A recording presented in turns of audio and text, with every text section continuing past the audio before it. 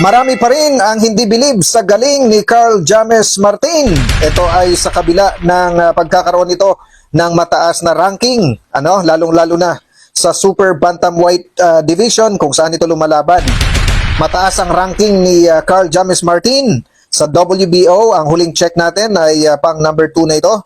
At mataas din ang ranking nito pagdating sa IBF kasi number 7 ito sa huling pag-check natin. Pero nagbabasa tayo ng mga komento tungkol dun sa mga post tungkol kay Carl James Martin at napakarami pa rin ang mga Pilipinong boxing fans na hindi bilib sa ating pambato. Ay, bakit kaya? Ano kaya ang dahilan kung bakit sa kabila ng magandang kartada nito na wala pang talo, ay marami pa rin ang hindi naging bilib sa batang boksingero. Balikan lang natin ang kartada ng ating kababayang boksingero ay meron na itong 25 wins, 0 loss at 20 sa mga ito ang tinalo nito via KO. So napakataas ang knockout rate ng batang ito.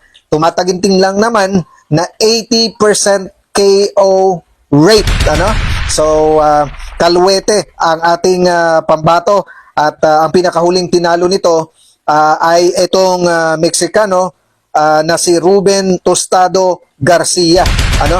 Tinalo ito ng ating kababayan via 5th round KO noong December 7, 2024. Pero sa kabila nito, sabi ko kanina, nagbabasa tayo ng mga komento tungkol kay Carl James Martin at common na common ang dahilan kung bakit hindi naging bilib ang maraming boxing fans sapagkat ito ay nilalaban lamang sa tila mahihinang mga boksingero. Yan lang ang nakikita nating dahilan kung bakit marami pa rin ang hindi bilib kay Carl James Martin bilang ating pambato.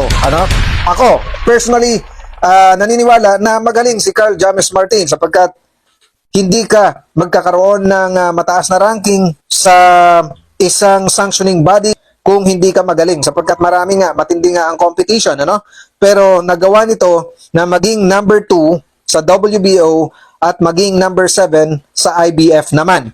Kaya patunay lamang yan na talagang magaling si Carl James Martin. Kaya lang, may mga pagkakataon kasi sa mga tune-up fights nitong si Carl James Martin ay nilalaban nito sa mga boksingero na talagang may mababang ranking.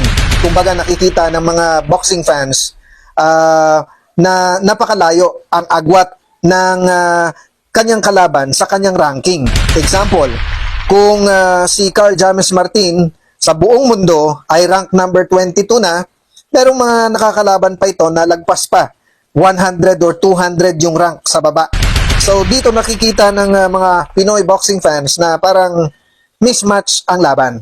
At manalo man si Carl James Martin ay hindi ito nakakakuha ng kredito mula dito sa mga Pinoy boxing fans na nagsasabi na dapat itapat si Carl James Martin sa halos kapantay niya na ranking. Okay? Kasi doon mo mapapatunayan talaga kung ang isang boksingero ayon sa kanila ay magaling kung ito ay nilalaban sa kaparehas nitong magaling. Hindi nalalayo kasi ang expectation ng mga Pinoy boxing fans sa ipinakita ng ating pambansang kamao, Manny Pacquiao, at syempre yung namayagpag noon na si Nonito Donaire at ilan pa nating mga Pilipinong boksingero na talaga namang kinakalaban ang malalakas sa kanilang division. Ito ay hindi lamang kagustuhan ni Carl James Martin na lumaban sa mga mahihina. Partly dito, ito ay diskarte or strategy ng kanyang mga promoter. Siyempre, pinapangalagaan siguro nila yung numero, okay? Kaya may mga pagkakataon na parang ang kanyang mga laban ay masasabi lang natin na pandagdag pataba o hindi kaya ay parang activity fight lang pero alam mo na kung sino ang mananalo. Sa ating susunod na video, abangan nyo, i-discuss or pag-uusapan natin ang nalalapit na laban ni Carl James Martin kontra naman dito kay Francisco Pedrosa Portillo ngayong May 31 na. Okay? Abangan nyo ang next na video natin.